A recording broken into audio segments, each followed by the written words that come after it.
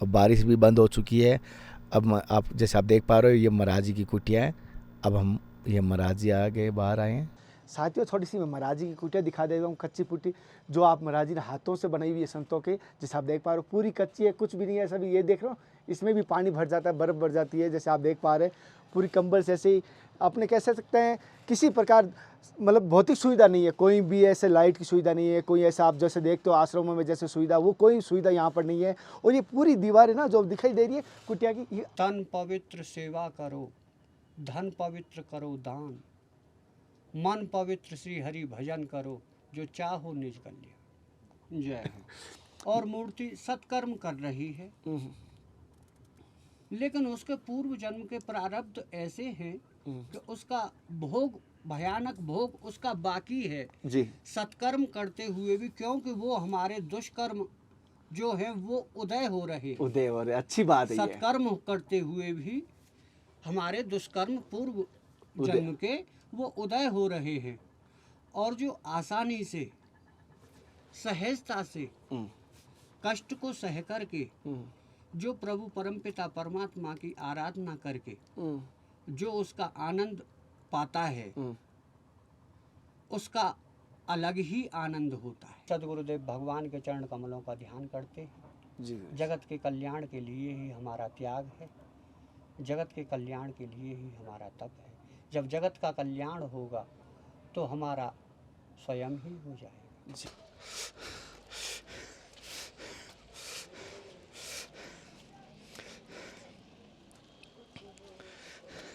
आज तो संत मिले ना मिले, हालत तो पूरा टाइट है। नमस्कार साथियों, आपका दोस्त, आपका भाई, आपका साथी, संतों के चरणों का दास, मैं कन्हैया शर्मा धर्म की यात्रा के माध्यम से हिमालय की यात्रा कर रहा हूँ। और हिमालय की यात्रा देख पा रहा हूँ किस प्रकार बर्फ के बीच कर रहा हूँ। चारों तरफ बर्फ ही बर्फ है। एक आप देख पा रहे हो, ये तो आपको वाइट वाइट दिखाई दे रहा है ना, पूरा ये बर्फ है। उदाहरण तौर पे मेरे छाते की हालत देख लो, बर्फ है ये, दिखाई दे रहा है। ये छाता 1 मिनट में ये हो जाती है। और आज मैं जिन संतों के दर्शन करने जा रहा हूँ वो धुने वाले संत हैं, यानी यहाँ पर ऐसे हैं जो नाथ संप्रदाय के रहते हैं। पहाड़ पार बहुत ज़्यादा बर्फ़ है। और आज एक बात पूछना चाहता हूँ, हर बार पूछता हूँ लेकिन कमेंट बहुत कम आता है। आप बहुत ज़्यादा देखते हो, मुझे पता है, लाइक भी करते हो, कमेंट भी किया करो। आपको कमेंट करके मुझे 2-3 बात बता दिया करो, मुझे क्या सुधार करना चाहिए, मेरी संघर्ष कैसा लग रहा है, आपको कैसे संतों के दर्शन पसंद है, कहाँ के संतों के दर्शन कराऊं, ये मुझे बताया करो। आप जब कहते हो ना मुझे खुशी होती है, मैं कमेंट पढ़ता हूँ ना, मुझे हृदय से बहुत ज़्यादा खुशी होती है। और हाथ भी ज़्यादा काम नहीं कर रहा। और एक बार आप देख पा रहे हो पूरी चारों तरफ हिमालय में बारिश हो रही है, बर्फ़ बारिश। तो हमारे संघर्ष को देख के आपका क्या कहना है, कमेंट करोगे ना, आज पक्का करोगे ना, विश्वास है। बहुत सारे कहते हैं कन्हैया सब्सक्राइब करने से आप तेरे को क्या फ़ायदा है। मुझे खुशी होती है, मेरे धर्म का यात्रा के परिवार के सदस्य बढ़ेंगे और ये ज़्यादा से ज़्यादा लोगों तक संतों के दर्शन होंगे। आप भी चाहते हो ना ज़्यादा से ज़्यादा लोगों को संतों के दर्शन हो, चाहते हो ना। और आपको भी सब्सक्राइब और बेल आइकन दबाने के बाद सबसे पहले वीडियो आप तक पहुँचेगा। आप भी धर्म की यात्रा के ऐसे दुर्लभ संतों के दर्शन कर पाएंगे घर बैठे, अपने एसी में, गर्मी में जैसे बैठे हो। और कन्हैया तो बारिश के बीच में, वो कौन सी बारिश, बर्फ बारिश के बीच में आपको ऐसा करता हूँ तब तक देखो भीग गया। अब वाइट टी शर्ट है ना तो आपको कम दिखाई दे रहा है, लेकिन पूरा का पूरा बर्फ ही बर्फ बरस रही है। उदाहरण तौर पे मैंने आपको छाते के दर्शन करवाए, अरे वापस भर गया, ऐसा है। तो कितना सपोर्ट करोगे, संतों के दर्शन के लिए चल रहा हूँ मैं। और एक बार पूरा दिखाना। और पेड़ भी आप देख पा रहे हो, पेड़ की पत्ती भी दिखाना कैसे दिखाई दे रहा है आपको, पूरे के पूरे नज़दीक से देख पा रहे हो। साथियों अब महाराजी कुटिया पे आए हैं, मौसम भी शांत हो चुका है, अब बारिश भी बंद हो चुकी है। अब आप जैसे आप देख पा रहे हो ये महाराजी की कुटिया है। अब हम ये महाराजी आगे बाहर आए हैं।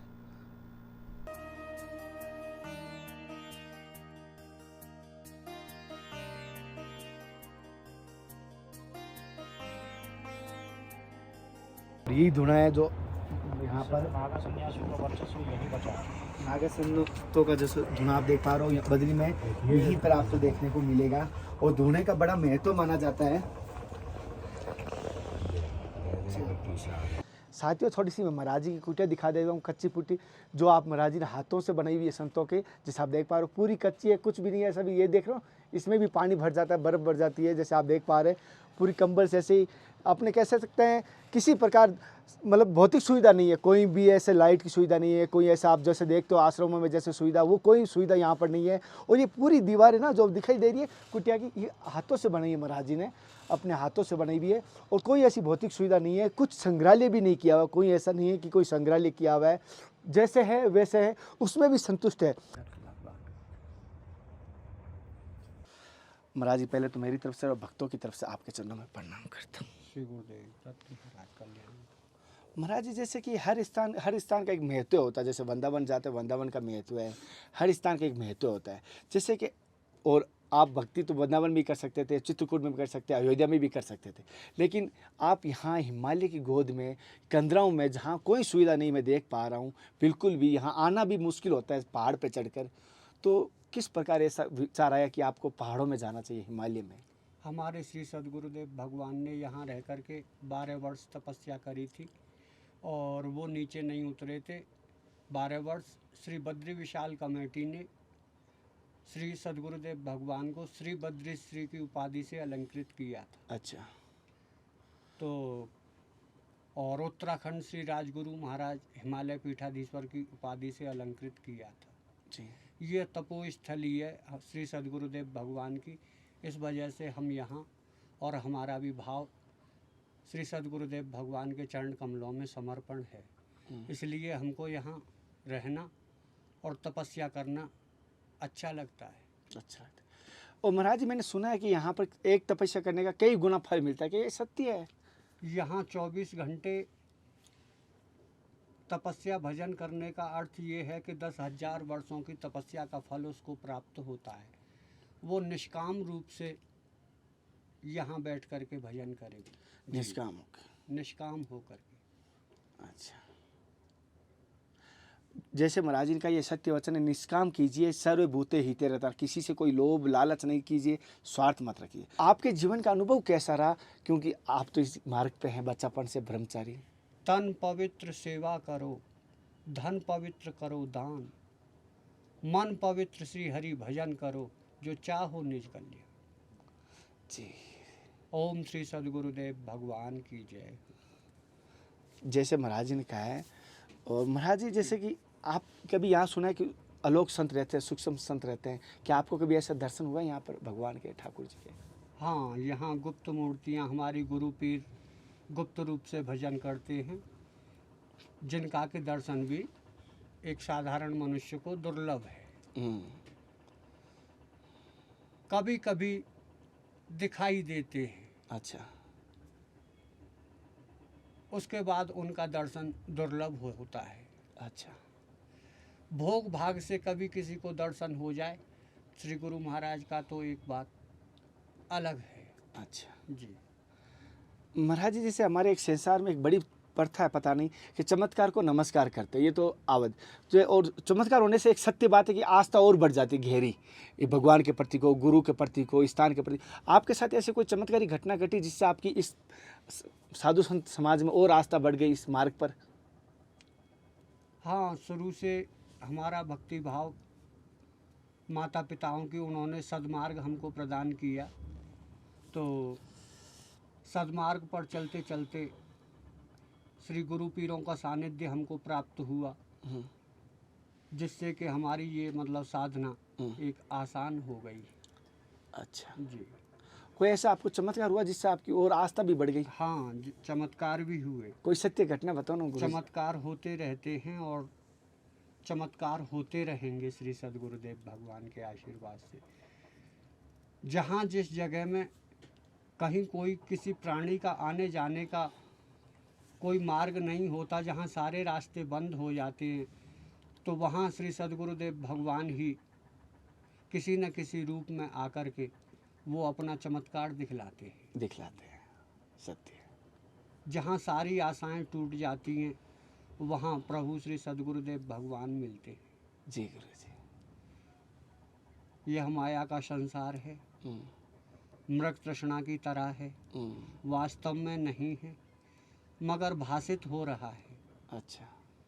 प्रपंच का संसार है, पूर्ण हो रहा है मृग तृष्णा की तरह। जैसे माता सीता को सोने का हिरन दिखाई दिया और प्रभु श्री राम से उन्होंने प्रार्थना करी कि इस मृग की चर्म मुझे चाहिए, जी। तो प्रभु श्री राम उस मृग के पीछे दौड़े चले गए और उसको जब बाण मारा तो वो मृग नहीं कुछ और ही था। जी। इसी तरह यह संसार हमको भासित हो रहा है, दिखाई कुछ और दे रहा है, लेकिन वास्तविकता कुछ और ही है। सत्य है गुरुजी, सत्य है। ओम श्री सद्गुरुदेव भगवान की जय। महाराज जी, जैसे कि आपके पास बहुत सारे भगत भी आते हैं, साधक भी आते हैं, संत भी आते हैं, तो आप उनको क्या मार्ग देते हैं, क्या उनको संदेश कहते हैं? सद्मार्ग ग्रहण करो, निष्काम प्रेम करो, निष्काम तप करो, कोई छल नहीं, कोई कपट नहीं। ये ही जीवन का सद्मार्ग है। अच्छा। निष्काम होकर के सेवार्थ भाव।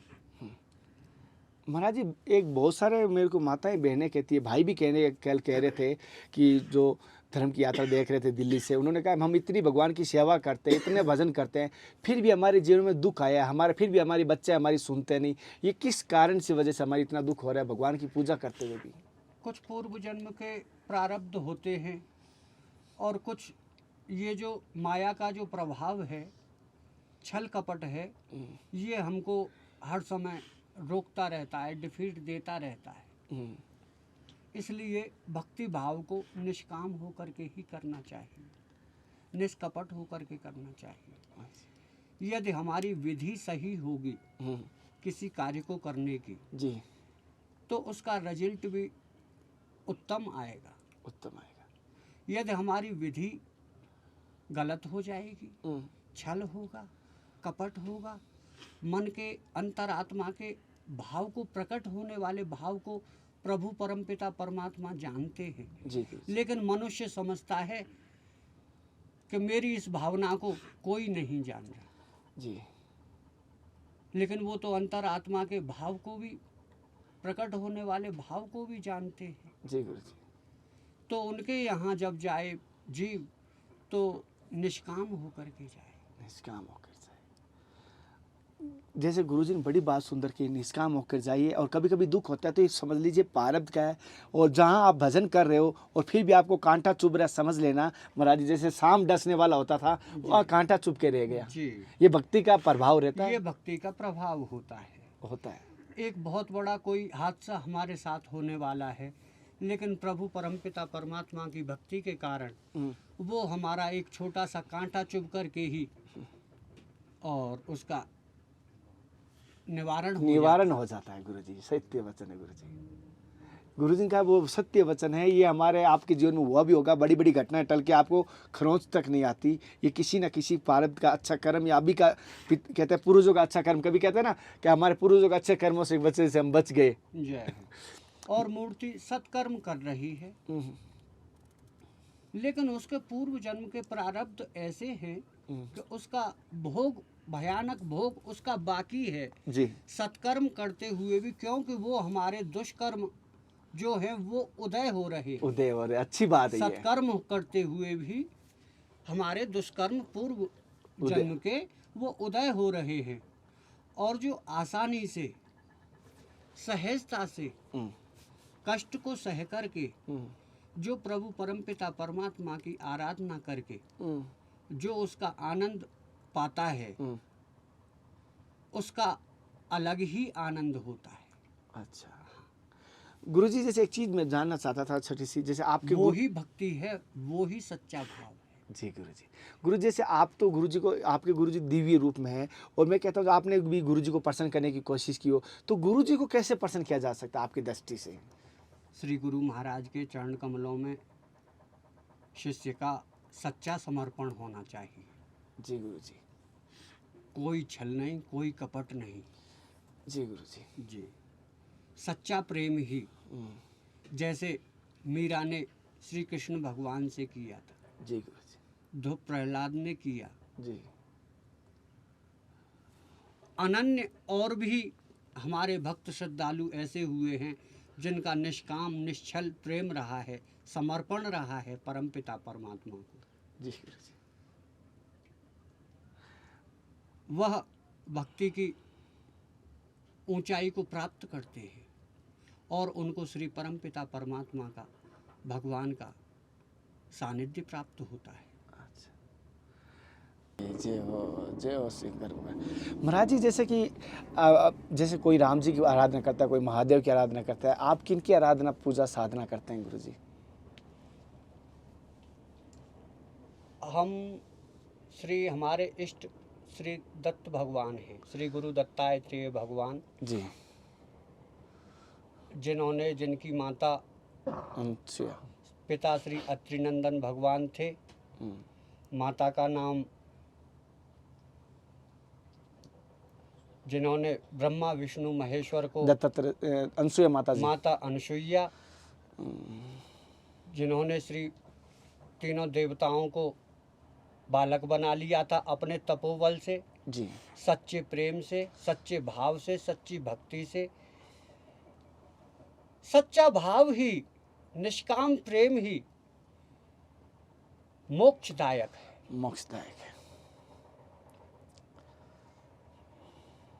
श्री दत्त भगवान हमारे इष्ट हैं।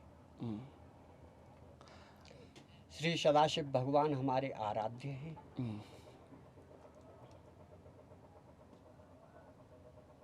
हम श्री दत्त भगवान को ही पूजते हैं, साधना उन्हीं की करते हैं। साधना उन्हीं की करते हैं।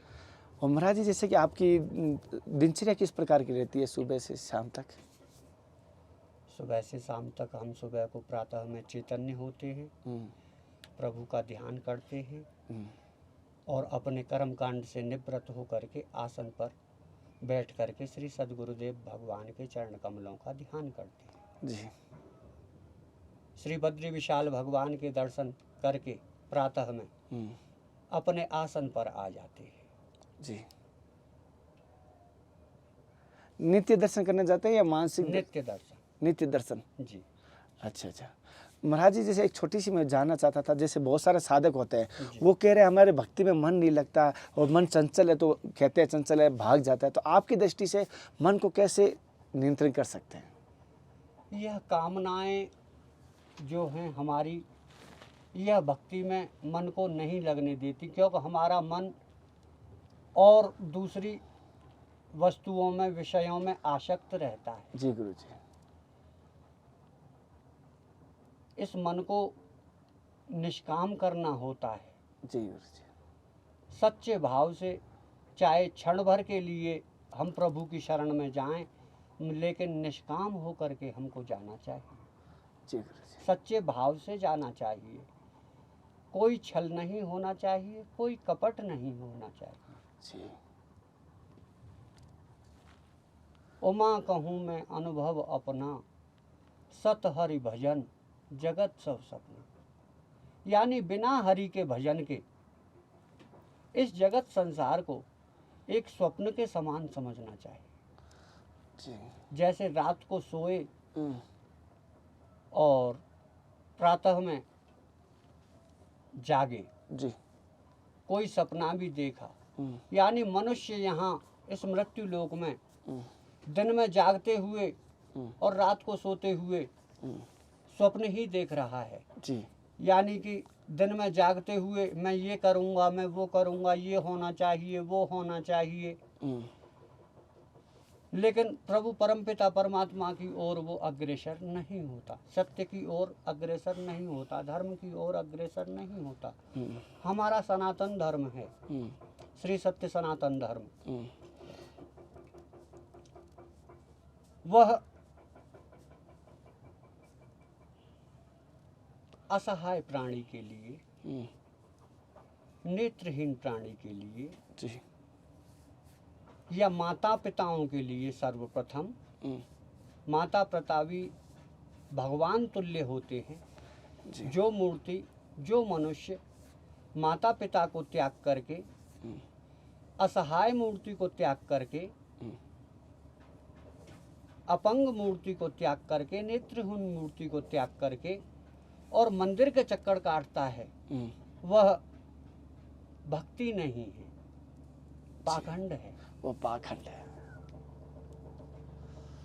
अपना सच्चा भाव, सच्चा प्रेम, सच्चा स्नेह परम पिता परमात्मा के चरणों में समर्पण करके, श्री सद्गुरुदेव भगवान के चरणों में समर्पण करके निष्काम कर्म करना चाहिए जी। ओम श्री सद्गुरुदेव भगवान की, श्री गुरुदेव दत्त महाराज की। साथियों, जैसे कि महाराज जी से मैंने सत्संग लेने की कोशिश की, महाराज जी ने जीवन का बताया, जैसे निष्काम विशेष तौर पे बताया था महाराज जी ने, और अपने जीवन का अनुभव भी बताया, और साथ ही साथ अपने जीवन की चमत्कार घटनाओं के साथ बताया किस प्रकार ये दर्शन होता है। लेकिन साधक और संत ज़्यादातर ध्यान रखना, अलग प्रकार से बात कहते हैं, लेकिन उसको समझना हमारे लिए थोड़ी गूढ़ रहस्यमयी हो जाती है। अगर कोई सत्संग आपको नहीं समझ आ रही तो उसको 2 बार सुनोगे तो ज़रूर आपको पूरी सत्संग समझ आएगी। आज की सत्संग, आज के दर्शन आपको कैसे लगे मुझे ज़रूर बताना। धर्म की यात्रा में आपका सभी का स्वागत करता हूँ। महाराज जी, विशेष तौर से जैसे अभी आपको किन किन चीज़ की अगर आवश्यकता, हम सेवा करना चाहिए, कोई भक्तों से अगर आपके पास करवाना चाहें तो विशेष?